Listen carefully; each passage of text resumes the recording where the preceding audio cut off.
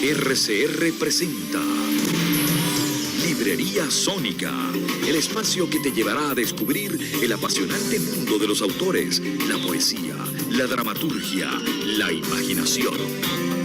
Comienza Librería Sónica, más que palabras.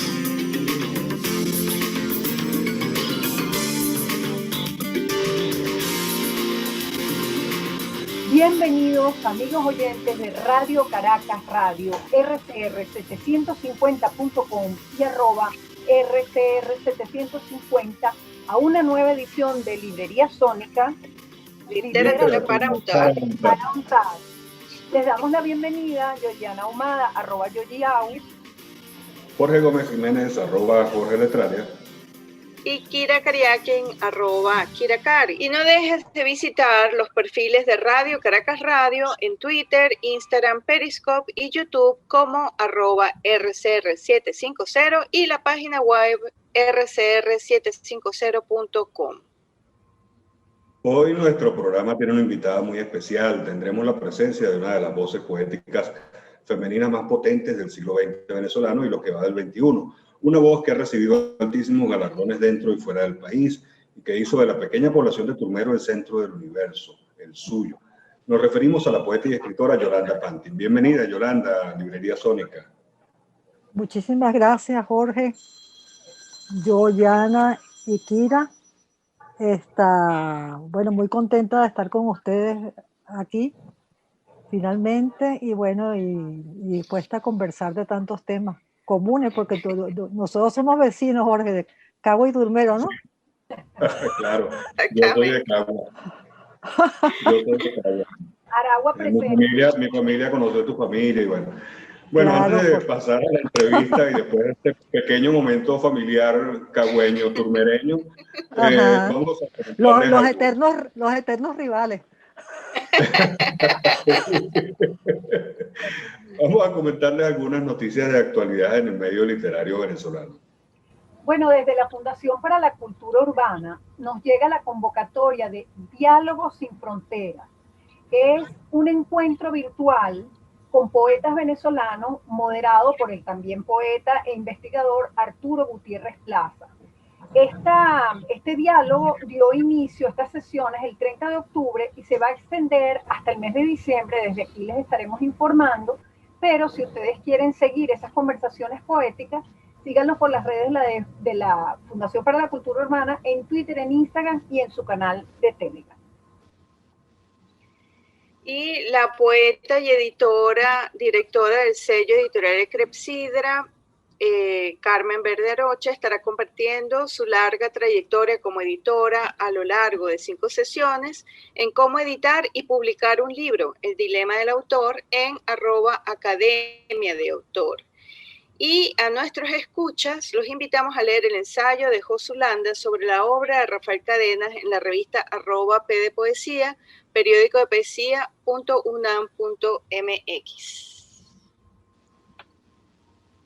Y el 27 de octubre se celebró un nuevo aniversario del natalicio de la poeta, novelista y cuentista estadounidense Sylvia Plath, que nació el 27 de octubre de 1932 y falleció a la edad de 30 años un 11 de noviembre del 63.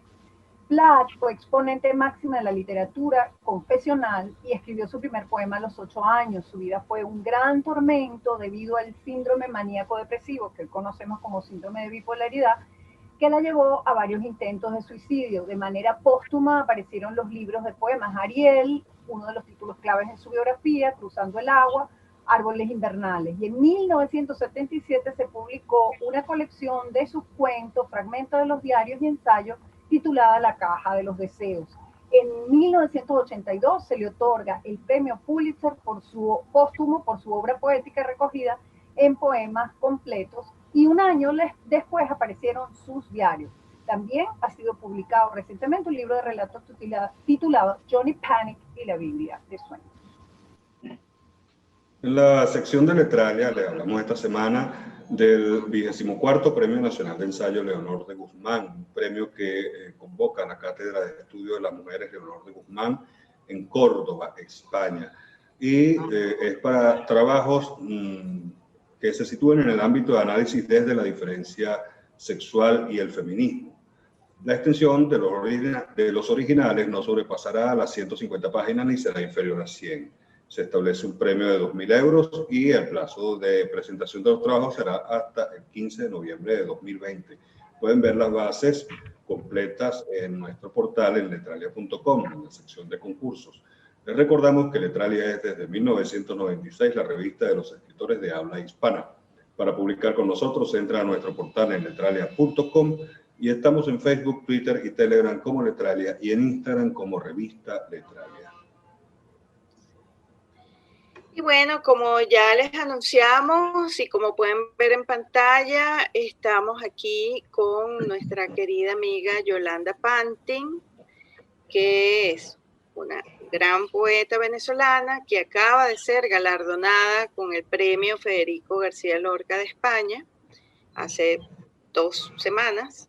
Y ella nació en Caracas en 1954, es licenciada en Letras de la UCAP, fundadora del Grupo Tráfico y de la editorial Pequeña Venecia, es ensayista, narradora infantil, dramaturga y editora. Yolanda ha publicado en poesía Casa o Lobo en 1981, Correo del Corazón 1985, La Canción Fría en 1989, Poemas del Escritor también en 1989, El Cielo de París ese mismo año y Los Bajos Sentimientos en 1993. Además, La Quietud de 1998, El Hueso Pélvico de 2002, Poemas Huérfanos de 2002, La Épica del Padre de 2002, País en 2007, 21 caballos en 2011 y Lo que hace el tiempo en 2017. En 2014, la prestigiosa editorial española Pretexto publicó País, que es el compendio de su poesía reunida de 1981 al 2011. Pantin, Yolanda, ha sido invitada también a participar en diversos festivales, simposios, lecturas de poesía en España, Francia, Italia, Argentina, Perú, Uruguay, Estados Unidos y México, Colombia, Portugal, Guatemala, bueno, y la Colonia Tovar prácticamente. Más o menos. Enorme completo. Ha sido traducida parcialmente al inglés, francés, alemán, holandés y portugués. Y en 1989 pues recibió el premio Fundarte de Poesía, de tiempos aquellos, y fue becaria de la Fundación Rockefeller en Bellagio. En 2004 recibió la beca Guggenheim. Bueno, como dijimos al principio, Yolanda cofundó la editorial Pequeña Venecia, que marcó un hito en ediciones de poesía en el país, y también es fundadora de la Casa de la Poesía junto al poeta Santos López. Ha obtenido una serie de premios en los que destaca el de Casa de América de Poesía, que recibió en el 2017.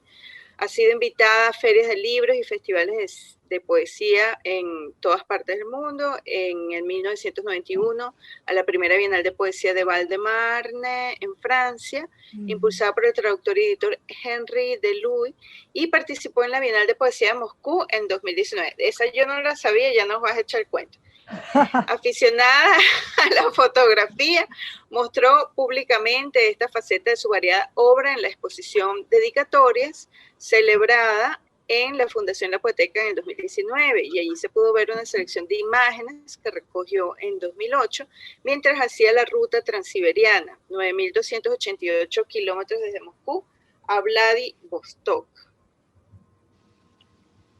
Ya ha sido editora de El Hilo de la Voz, antología de la literatura femenina venezolana, editado junto a Ana Teresa Torres en una exquisita edición de los libros de Fundación Polar. En cuanto a su trabajo de no ficción, es autora de las biografías de Marie Curie y de Nelson Mandela para editorial Libros El Nacional. En literatura infantil, Ratón y Vampiro se conocen, de 1991, Ratón y Vampiro en el Castillo, de 1998, Splash, de 2000, Un caballo en la ciudad, ilustrado con fotografías de Rosa Virginia Urdaneta en 2002, Ratón y Vampiro, ilustrado por Jefferson Quintana en 2002, Era un tren de noche, ilustraciones de la misma autora en 2018, y finalmente en teatro La Otredad y el Vampiro. Y bueno, ahorita Senadita recibió el reconocimiento del premio Federico García Lorca, hace también recientemente Para quienes no conozcan la obra de Yolanda, se publicó una antología en el Taller Blanco Editores, que está disponible gratuitamente en la página web del Taller Blanco, y no sé si también el de la Poeteca, pero en todo caso en la página web del Taller Blanco está disponible para bajarla y disfrutarla. Estos premios, estos reconocimientos que has recibido recientemente, Yolanda, ¿cómo te hacen sentir en referencia a tu obra? Bueno, muchas gracias por la invitación y aquí estamos. No sé cómo me hacen sentir porque son muchos años, Kira, muchos años y mucho trabajo. Ahora que estaban leyendo ustedes todas muchísimo. Todas tu biografía. Las aventuras que emprendimos y que donde yo estuve involucrada y los distintos proyectos, pues veo que hay una perseverancia, ¿no? Algo insistente. Una vocación que seguí siempre, pues un llamado, vamos a llamarlo así. Y aunque uno nunca espera que estas cosas pasen, yo lo tomo de la mejor manera, de la manera más humilde, como el reconocimiento a esa entrega, a esa que tiene ya casi 40 años, no sé, un poquito menos quizás, pero es mucho tiempo. Y esa cantidad de años se ve reflejada, yo lo veo cuando le tomo el peso a la obra reunida que publicó Pretextos en el año 2014. Son 700 páginas. Más de un kilito. Sí, es bastante pesado. Y después seguir insistiendo, y después publiqué un libro que quiero mucho, que se llama Bellas Ficciones, que lo publiqué con Clepsidra. Y Lo que hace el tiempo, y un libro inédito que está ahora por ahí, espero que salga pronto en algún momento, que completan con Bellas Ficciones y Lo que hace el tiempo, una trilogía. Así que es como, a ver, ese reconocimiento yo lo tomo como el reconocimiento a un trabajo que no sé, que no ha cesado ni creo que va a terminar, sino cuando yo ya entregue y me rinda por causas mayores, vamos a decirlo así. Hablando de ajá, perdón. No, que así lo tomo, de esta manera, como el reconocimiento a un trabajo sostenido a lo largo del tiempo.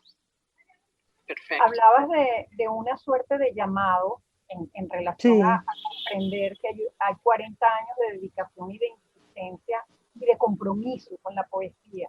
Pero siempre me pregunto, cuando hablo con un poeta, ¿en qué momento te sientes? ¿En qué momento sabes que ese es tu estar en el mundo? Porque fíjate que tú tienes, antes de la formación de letras, tienes una formación importante en artes plásticas, y de hecho estuviste frente al Museo Alejandro Otero, o sea que había un ser artístico que podía manifestarse desde otros lugares, inclusive estás incursionando en la fotografía, has hecho dibujos de tus propias obras infantiles. ¿En qué momento sentiste mi estar en el mundo es la poesía? Soy poeta.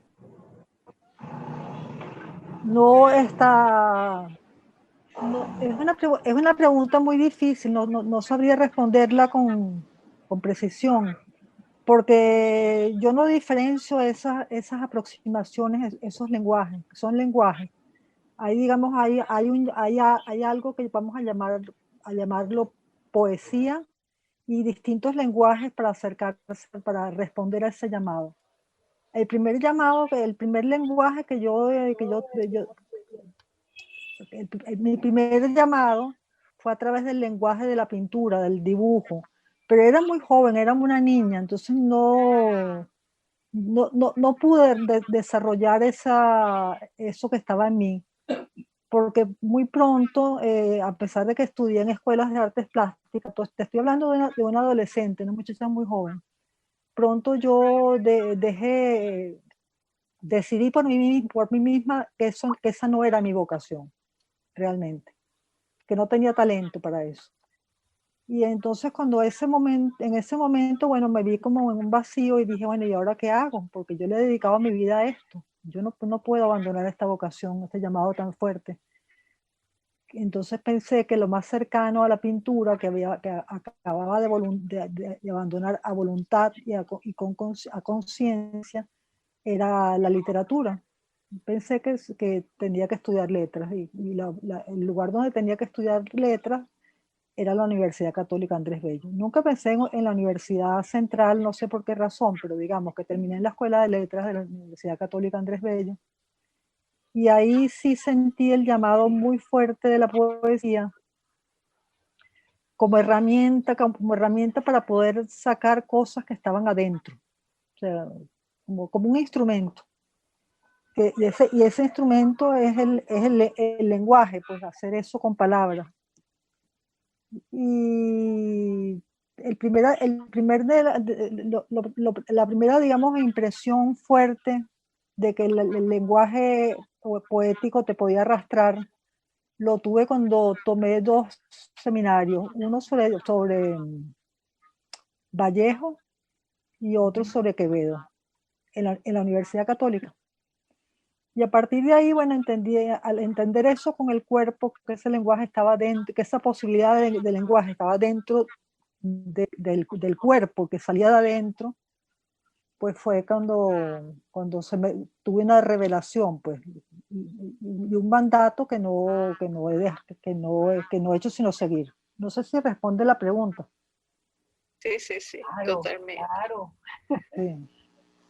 Totalmente. Yolanda, Pero de esos tiempos que tú dices, vamos a volver un poquito antes de la universidad. Turmero, los eternos rivales, Turmero y Cagua, ¿no? Sí, Cuando ganaste el premio, estaba yo hablando con una tía mía, ella es del año 46, si mal no recuerdo.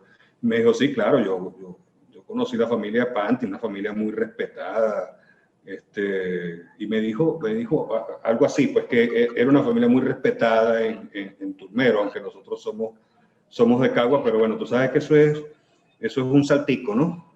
Para llegar de un pueblo al otro es un saltico. Háblame de eso, háblame de esos tiempos de formación, de la fuerza del paisaje, la fuerza porque entiendo que ustedes no vivían dentro del pueblo, ¿no? Bueno, vivíamos en las afueras del pueblo, pero justamente en la entrada, no en las afueras, en la entrada del pueblo. Entre Cagua y Turmero, acuérdate, Jorge, que hay solamente 5 kilómetros. Sí. Entonces, los eternos rivales, no sé por qué estamos en esa rivalidad si somos prácticamente del mismo territorio. Sí. Pienso que la casa de mis abuelos y la casa nuestra, la casa de mis padres, estaba dentro de una hacienda llamada San Pablo, que estaba justo en la entrada del pueblo. Entonces nosotros vivíamos como al borde del pueblo, pero realmente vivíamos aislados, no solamente del pueblo, sino del mundo en general, dentro de un predio muy protegido. Estoy hablando de mis recuerdos de infancia y de mi percepción de infancia. Un predio protegido donde habían cosas extraordinarias, y lo más extraordinario que puede haber para un niño se me ocurre que es un caballo. Absolutamente. No puede haber nada, no puede haber nada. Y yo tuve ese enorme privilegio de crecer en una aras de caballos de carrera, de manera que esa era mi vida, era esa. Me acuerdo que yo llegaba al colegio que quedaba ahí mismo en Turmero, colegio de monjas, María Inmaculada, y llegaba a las 5 de la tarde, me iba al lugar donde estaban los caballos, agarraba mi caballo, yo misma lo ensillaba y salía a montar a caballo. Eso es una cosa extraordinaria. Sí. Entonces, bueno, esa infancia fue muy bella, tengo los mejores recuerdos. Pero lo más bello de esa infancia bella fue que se perdió, ¿no? Se perdió, ese paisaje se perdió, todo eso. Entonces la pérdida de todo eso para mí significó un golpe durísimo que me costó mucho elaborar. Y de ahí viene Casa Lobo, el deseo mío de levantar lo que se había caído, ¿no? Todo ese mundo tan cuidado de caballos, de de niños jugando por estos jardines, de mis abuelos los siempre vestidos, como los llamé yo en uno de los poemas de Casa Lobo. Más o menos así. En relación a Cagua, que es muy gracioso, tengo muchos amigos en Cagua. Los eternos rivales son porque Cagua es un pueblo de progreso, vecino Turmero, pero de progreso, de empuje empresarial y de comercio. Y Turmero era un pueblo agrícola, un pueblo de convocación agraria y agrícola. Pero fíjate, Jorge, que Cagua todavía se mantiene, a pesar de esta cosa tan horrible que está pasando, algo de ese pasado de empuje y de progreso, mientras que Turmero terminó siendo devorada por Maracay. Yo lo llamo el derrame de Maracay. Entonces Turmero es prácticamente una barriada de Maracay. Y Cagua todavía, el rival, tiene todavía conserva algo de lo que fue Cagua. Yo cada vez que voy a Cagua me admiro y siento una gran, bueno, entiendo. Yo digo, pero ¿por qué fuimos eternos rivales? Quizás porque los de Turmero éramos envidiosos. En Turmero dicen de Cagua ni el agua. Sí, muy malos los turmereños, muy malos. Mira, pero ya eso pasó. Ajá. En una bellísima entrevista, bellísima, que te hizo Hugo Prieto, hablas de dos cosas que siempre salen en tus entrevistas y en tus reflexiones, incluso en tus tweets, que es que de alguna manera la infancia son los primeros 5 o 7 años de vida y de resto es una travesía. Es en la travesía donde construyes tu obra poética. O sea, sí, claro, porque la infancia como... Yo pienso que en la infancia, los primeros 7 años se cumple la vida de una persona está completa, a los 7 años. Y luego viene lo que llamo la travesía. La travesía es todo lo que hay que atravesar. Y en ese atravesar es que uno puede escribir. Porque la vida como vida se cumplió. Está completa en estos primeros 7 años, que son los años plenos de la niñez. Eso es una idea que tengo, pero creo que puede ser... Porque luego tiene uno que elaborar muchas cosas, vienen las pérdidas, los fracasos, viene la pérdida misma de la inocencia cuando dejas de ser niño. Todo eso es una travesía. Entonces, a travesía quiero decir algo que tienes que atravesar, como una gran tormenta, ¿sabes?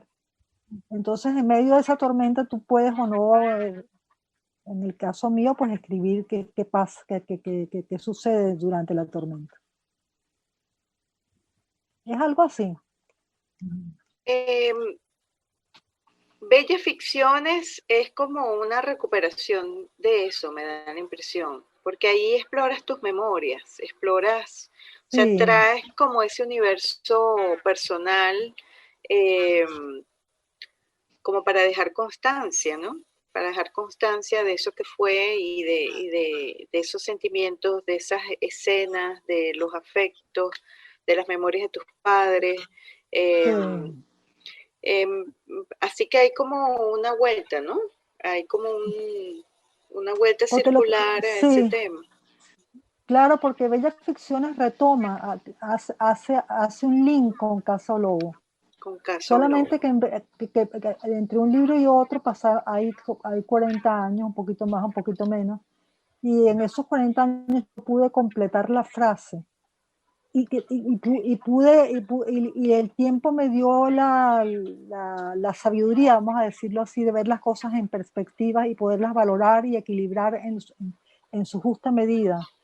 Y finalmente el tiempo me dio también la posibilidad de completar la frase con sujeto, verbo y predicado.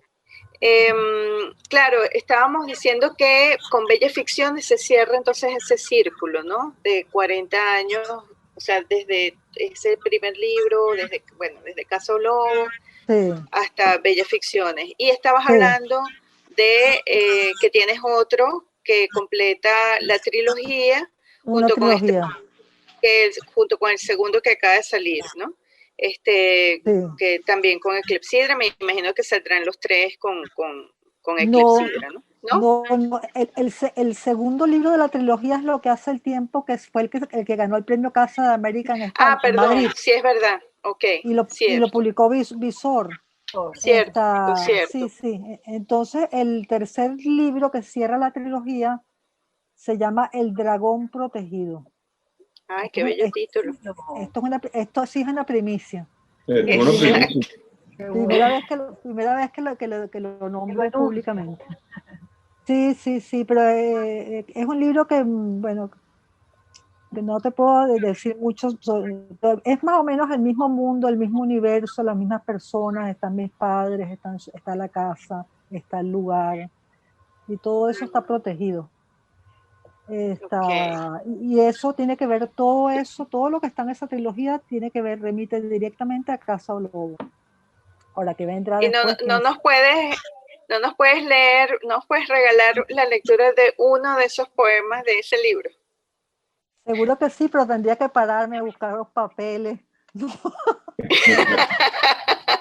No, lo digo en serio, implicaría una movilización, pero sí, con todo gusto lo haría, sí, no tengo ningún problema. Son poemas que quiero mucho porque, bueno, qué sé yo, uno de ellos reciente, escrito durante la pandemia. Okay. ¿No memorizas tus poemas? No he llegado a eso. No ha llegado a ese trabajo de memoria en la excavación. No, por Dios, qué horror. No tengo la memoria muy buena, yo oye. Mira, hay otra afirmación muy bella que haces en esa afirmación, inclusive lo haces como pregunta. Es tu relación con la luz. Cuando se presentó Bellas Ficciones, hiciste mucho énfasis que es muy oscuro, muy pesado, muy doloroso, y que Bellas Ficciones te había vuelto a conectar con la luz.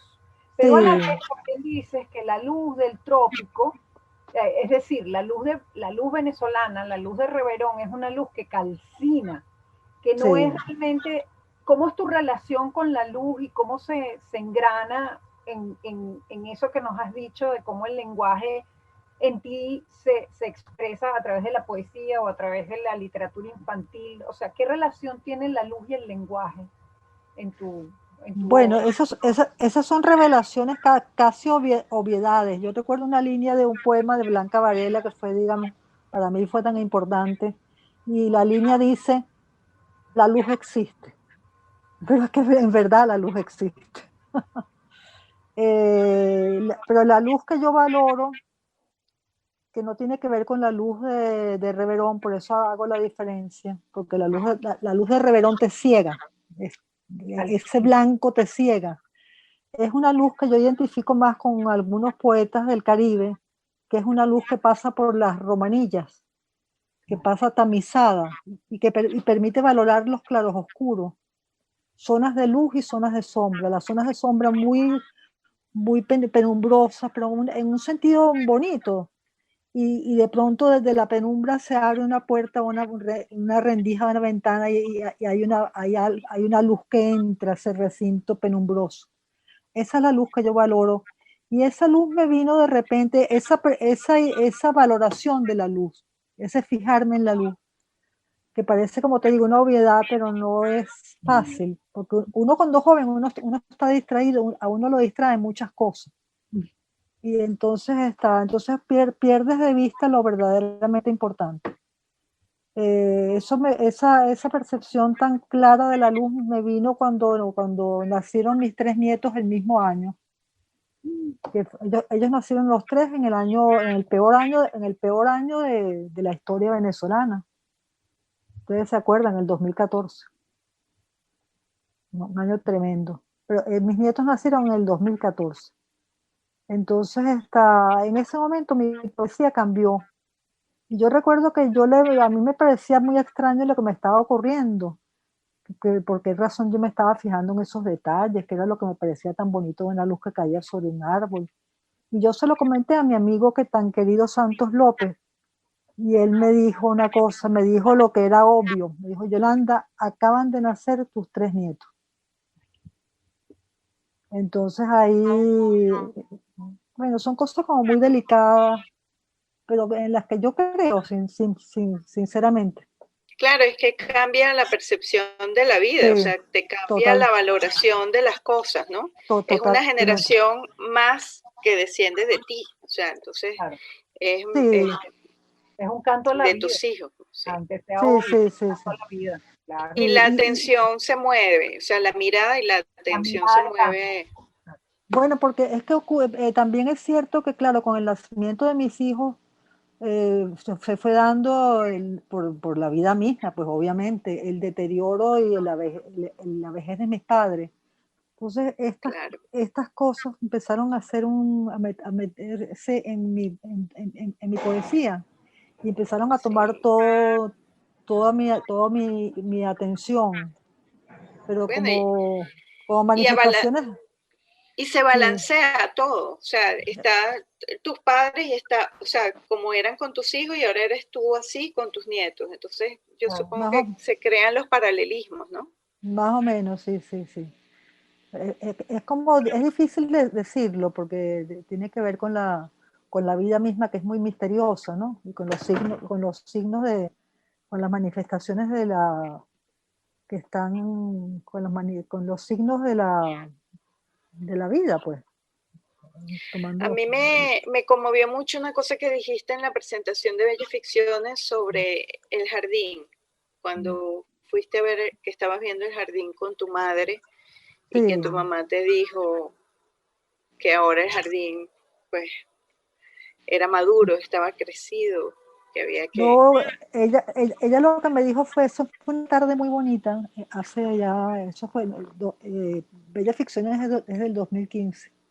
del Y 2015. estaba yo con ella en una tarde allá en Turmero, eran como las 5:30, 6 de la tarde, y estábamos recorriendo el jardín y nos sentamos en un lugar donde lo podíamos ver de frente, de este a oeste, a la caída del sol.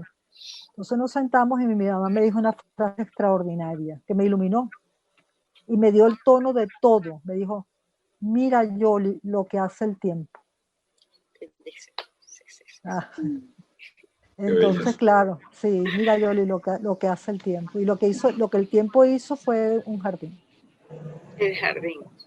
Claro, claro, porque uno tienes que tener paciencia para ver crecer las matas, los árboles que ya tienen su altura, en fin, todo lo que Exacto. es ese mundo que implica tener mucha paciencia.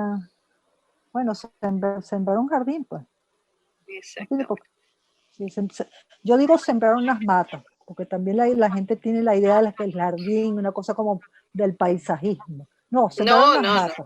no. Sembrar unas matas y tener esa cosa exuberante ahí enfrente de ti. No, y tener la paciencia para regar esas matas y verlas crecer. Así Eso es el es. jardín. Ese es el jardín. Y podarla cuando toca podarla, porque hay que podarla. Sí, sí, sí, cuido. Todo lo que signifique cuido. El Cuido. cuido. Sí, sí. Mira, Yolanda, Yola. Dígame. Dale, Jorge, dale. hace poco, bueno, en ocasión de la entrega, de la concesión del premio Federico García Lorca, Ciudad de Granada, le dijiste al diario El País, yo no tengo esperanza, estamos entrampados en un delirio histórico. Y me gustaría, bueno, tú eres una mujer que ha participado en la historia de la literatura venezolana del siglo XX y lo que va del XXI, y cuál es tu evaluación de esto que estamos viviendo. La evaluación del momento y de este Esto que estamos momento, viviendo en este momento, sí. oye, me pones en un aprieto, yo no tengo sino una sensación de derrota muy grande, ¿sabes? Pero al mismo tiempo una aceptación de lo trágico del momento. Como víctima trágica, yo y como todos los venezolanos, pues me refiero. Pero por ahí habría quizás un resquicio de esperanza, no lo sé, no lo sé. Bueno, Eh, yo creo que ese sentimiento, y aquí voy a agarrarte para hablar de de algo que me interesa mucho, porque ese sentimiento es muy ruso. Esa cosa ah, sí, de sí, la sí, es ruso. aceptación de la fatalidad, o sea, de la Sí, aceptación de que, bueno, vivimos en esta tragedia. esto es lo que Sí. hay y hay que arrear con ello, ¿no? O sea, más o menos. Bueno, Entonces, tú eres rusa. entonces por eso quiero agarrarte allí para que nos eches el cuento, porque hiciste este viaje del Transiberiano y estuviste en el 2019 en la Bienal de Poesía de Moscú. Entonces, ¿cómo es esa relación tuya con los poetas rusos? Porque tienes esa fascinación. No lees ruso, pero tienes los libros en ruso. Me has invitado a hacer traducciones. O sea, ¿Te acuerdas? sí, me acuerdo, todavía las tengo ahí guardaditas, o sea, de vez en cuando las repaso. Además, coleccionas fotos de cuestiones rusas, te las regalan. En fin, eres así como que apasionada de todo lo ruso y bueno, y háblanos de eso, pues cuál es el poeta que te habla de la literatura rusa, qué es lo que pasa allí. No, bueno, yo no sé, todo esto es una suerte de locura, pero yo en este proceso venezolano, yo encontré consuelo y apoyo en el padecimiento ruso, porque la dimensión de la tragedia rusa, digo ruso por englobarlo. Englobarlo, sí. Englobarlo, vamos a hablar porque eso incluye también todos los países de Europa del Este. El grado de padecimiento me dio la dimensión de algo que nosotros apenas estábamos rozando, pero que podía ser de esa manera. Entonces, tuve me sentí reconfortada por la dignidad, sobre todo de los poetas rusos, de los escritores, de los pintores, y de las mismas personas que con tanta dignidad asumieron su destino trágico y finalmente todo el padecimiento, que nadie merece sufrir tanto, por supuesto. Y todo eso me fue como hablando, ¿no? Y con respecto a los viajes que hice con Ana Teresa y que están todos relatados en el próximo libro que presentamos, el segundo que escribimos juntas, Viaje al Postcomunismo, esos viajes me dieron a mí la dimensión de la distancia geográfica por un lado y cultural por el otro. Con los rusos me refiero, ¿no? Con la tragedia rusa, con la tragedia del pueblo ruso. Y verlo así, poderlo ver desplegado, poder ver desplegado todo eso en esos paisajes tan enormes, en un país que parece no tener límites de lo grande que, en fin, me pierdo un poco, pero no sé si me entienden lo que quiero decir. Y esa reflexión me da a pensar otro tema que lo asomas también, pero no lo terminas de morder, por así decirlo, jugando con tus lobos, que es tu relación con Dios. Es decir, porque los rusos tienen esa tragedia sumida en efecto, sí, pero a la vez tienen una contradicción porque tienen una fe muy grande, hay una fe muy grande en algo que los rebasa. Sí, ¿Dónde está sí, Dios? sí. Para ti, ¿cómo es tu relación con Dios? ¿Cómo te llevas con Dios? Yo recuerdo que Armando, mi maestro, en aquellos años me decía, Yoli, tu poesía es profundamente religiosa. Y yo creo que la respuesta está ahí. Yo soy una persona que sí soy religiosa en un sentido profundo, quizás no de dogmas, aunque vengo de una familia católica muy conservadora. Yo no soy para nada dogmática, pero yo soy respetuosa de la fe de mis mayores, ¿sabes? Y no solamente soy respetuosa, sino que yo sé que en la luz hay algo también sagrado. Cuando sagrado quiero decir que se vincula con lo divino, vamos a llamarlo Dios. Entonces sí estoy muy fuertemente vinculada y respondo a esos impulsos que pueden ser en algunos momentos hasta místicos. Sí. Eso uno lo reconoce también viajando por Rusia, lo que tú dices, Yoyana. la fe, la devoción que lo sostiene y la vinculación que tienen con lo divino, con su Dios. Cuando entras en esas iglesias, cuando ves los íconos, hay algo precioso ahí. Bueno, eso está todo en las películas de Tarkovsky, ¿no? Sobre todo en Rubliev. En fin, no, pero sí, hay algo religioso en mi poesía, sí lo hay, cada vez más inclusive. En el último libro hay alusiones a la fe cristiana directa. Entonces hablo de Cristo, de Cristo crucificado, de la Semana Santa, o sea que eso está ahí, eso tenía que estar ahí. No, solamente que estaba el momento de que está aflorando ahora. Bueno, y cómo, a ver, ahora desviándonos un poco del tema, quisiera abordar un poquito tu faceta de editora, lo que representó Pequeña Venecia para nosotros, para, digamos, el colectivo de la poesía venezolana, ¿no?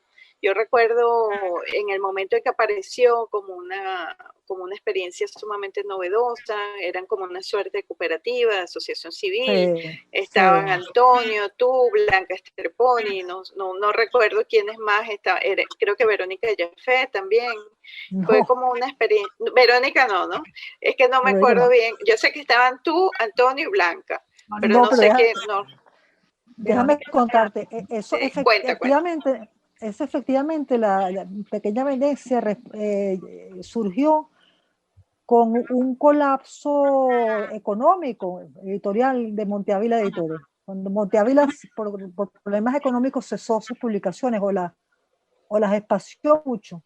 Entonces nosotros que éramos jóvenes en ese momento dijimos, bueno, hay que responderle a esto, tenemos que seguir publicando. Y nos reunimos una cooperativa de más de 50 poetas venezolanos. Exacto. La asamblea fue tan grande y tan extraordinaria que la hicimos en la sala de la biblioteca de la Cinemateca Nacional, en la Galería de Arte Nacional. Y ahí en el primer título de Pequeña Venecia está el nombre de todos los que formamos esa cooperativa editorial. Tuve la suerte de que un libro que tenía yo inédito se escogiera para ser el primero, el que abrió la colección, que es El cielo de París, que yo lo tenía en ese momento, y fue aceptado por la asamblea, como te digo, éramos 20, 30 personas, ahí estábamos todos, pero Verónica creo que no estaba, no estoy seguro, porque Verónica fundó luego Angria. Angria, claro, ella era la editora de Angria, sí. Claro, que fue también muy importante. Muy importantísimo. Y después, claro, como un grupo tan grande, finalmente quedan las personas que tenemos que asumimos una cuota de responsabilidad. Entonces, exacto, al final quedamos Antonio López, Rafael Castillo Zapata, Blanca Esterponi y yo. Y ahí éramos 4. Hasta el final, no recuerdo exactamente el año, pero llegamos al número 100 en la colección. Qué maravilla. Sí, fue fantástico porque Pequeña Venecia eran nuestras lecturas, pero las lecturas primero de ese grupo de más de 20 escritores, después entonces con la lectura de nosotros 4 más las lecturas que nos iban llegando de poetas de otros países, de manera que hicimos una red tan extraordinaria, tan rica de posibilidades de escritura poética, porque cada uno de nosotros traía algo que hacía un conjunto no homogéneo, sino abierto, heterogéneo. Y creo que sí debe haber sido muy emocionante haber crecido con Pequeña Venecia. Sí fue. Como fue. Sí, porque para nosotros mismos, yo digo que la poesía es de la juventud. Todo lo que es importante lo hacen los jóvenes. Uno sigue después un camino. Pero eso nosotros lo hicimos en la juventud. Lo hicimos para la juventud, además. Para formar para formar el gusto literario, para abrirle posibilidades de lenguaje a cada persona de acuerdo a sus búsquedas interiores. Entonces eso es algo que solamente puede hacer una persona joven o un grupo de jóvenes todavía sí, con que más no fuerza. Claro, que no le tengan miedo a nada ni le paren a nada. O sea que vamos a Sí, darle. sí, sí. Vamos a Bueno, darle. así mismo hicimos el grupo Tráfico con aquella audacia, saliendo Tal cual. con aquel manifiesto tan tajante y tan... Antes, sí. Solamente los Bueno, locos pero jóvenes. sí, bueno, ¿Ah? pero es impresionante. Además, el grupo Tráfico, que no hemos hablado de eso, se tuvo un impacto increíble en todo lo que vino después. O sea, ustedes realmente sentaron un tono. Absolutamente. Y Cambiaron el ritmo eso de la poesía. es Sí, realmente impresionante, sí. sí, lo hicimos, sí. No solo en Yo me, Venezuela, Yolanda, ¿verdad? Yo creo que el impacto de tráfico fue como se expandió por la poesía que se estaba haciendo en América Latina en ese momento, ¿verdad? Claro, porque coincidía con búsquedas similares en otros países del continente. Pero lo que realmente se extendió en el continente fue el entusiasmo por Pequeña Venecia. Pequeña Venecia sí tuvo una repercusión muy increíble. importante, muy importante. No hay poeta de los años míos de formación y todavía que no reconozca la colección de Pequeña Venecia como algo de verdaderamente notable. Eso tuvo un gran impacto. Sí. Es impresionante, a mí me impresiona eso, el impacto del grupo Tráfico, porque además todos ustedes tenían voces muy diferentes, o sea, son preocupaciones estéticas distintas, ¿no? Sí. Bueno, nuestro querido Armando con su poesía mística, signada también, o sea, bueno, no con su poesía mística, con su misticismo y con su Sí. enfoque en lo urbano mezclado con ello. Tú, Rafael Castillo, la voz de Igor y su apure y el muchacho más bello de la ciudad, digamos que es impresionante cómo cada uno de ustedes y han creado como escuela de alguna manera entre bueno, las generaciones posteriores, ¿no? Hay como corrientes, ¿no? Es verdad, sí. Y eso es algo que, sí, y eso es algo que también me llama la atención. Creo que de todos, tú eres la única que no da talleres, o no ha dado talleres. No, sí, di o has mucho. dado pocos. Di muchos hasta que me cansé en el sentido de que no me sentí capaz de llevar adelante, de llevar esa carga de responsabilidad. Entonces, Okay. pero sí, en mi juventud di muchos talleres, Kira, porque yo formaba parte de la plantilla del CONAC. Del CONAC cuando quedaba en Chuao. Yo me acuerdo que la jefa entonces de literatura de Ivonne Rivas. Entonces claro, éramos Cecilia Ortiz, estaba yo, y no sé qué otras poetas, y dábamos talleres en muchos lugares, en escuelas, sí, dimos muchísimo, 80, mediados de los 90. Sí. Claro. Pero ya después, ahorita no, me sentiría incapaz, no. Ok. ¿Y por qué te sentirías incapaz? ¿Te da como cosa? Es algo que me parece que absorbe mucho tiempo y absorbe mucha energía. Eso sí. Mucha energía. Eso sí. Porque yo me lo tomaría en serio en el sentido de que diría, cónchale, ¿ahora qué digo? ¿Qué puedo...? Entiendo, o sea... Sí. Yo sé porque esa preocupación la han tenido Armando, Igor, o sea, cuando uno ha estado en talleres, pues es realmente y sé que, pero al mismo tiempo se convierte como en una suerte, o sea, mi percepción, es como una especie de compulsión y adicción, por decirlo así, o sea, es como que hay que hacerlo, o sea, les da mucha angustia, pero tienen que hacerlo. Entonces, bueno, claro, a veces también se cansan, ¿no? Y ya paran. Y Rafael creo que es igual. Sí, yo no podría con la ansiedad que eso me produciría. No puedo. Sí, y hablando de actividades que también demandan mucha energía, ¿cómo te relacionas o cómo es la Yolanda que escribe para los niños esas historias maravillosas, esos personajes que ya se han convertido emblemáticos. Yo diría que Ratón y Vampiro son los primitos o los descendientes de Tío Tigre y Tío Conejo, por supuesto en temáticas completamente distintas, pero Sí, sí. todos los arquetipos de nuestra manera de contarnos, ¿no? Y de relatarnos. ¿Cómo es la voz de Yolanda en esa aventura de los niños? No, esa Yolanda fluye con muchísima naturalidad y con enorme alegría. Ella no, eso no me supone ningún tormento, ni me siento agobiada por eso, no, todo lo contrario, me da muchísimo placer. Y al punto de que efectivamente Ratón y Vampiro educó a dos generaciones, ya van dos o tres generaciones de muchachos venezolanos. Me impresiona eso. Oye, además después de ser llevado al teatro, imagínate, más todavía. Después, claro, después que se fue al teatro. Sí. Claro, porque es que están los Ratón y Vampiro de Monte Ávila con las ilustraciones de Marcela Cabrera, que fue la locura de los niños de la generación de mis hijos. Ahí van dos generaciones que crecieron con ellos. Y luego vino la nueva camada, que es el Ratón y Vampiro ilustrado por Jefferson Quintana, que es el que se lleva al teatro. Ah, okay. Que son lo mismo pero diferente. Pero ambos dos fueron recibidos por los niños con de una manera que a mí me sorprende, me parece una maravilla. Dígame. Yolanda, hace poco nació el hijo de un amigo mío y la semana pasada me mandó esta foto, vamos a ver si se ve. Ajá. Ay, Ratón y Vampiro. Ay, bueno, ahí está. Tan lindo, sí. Qué belleza.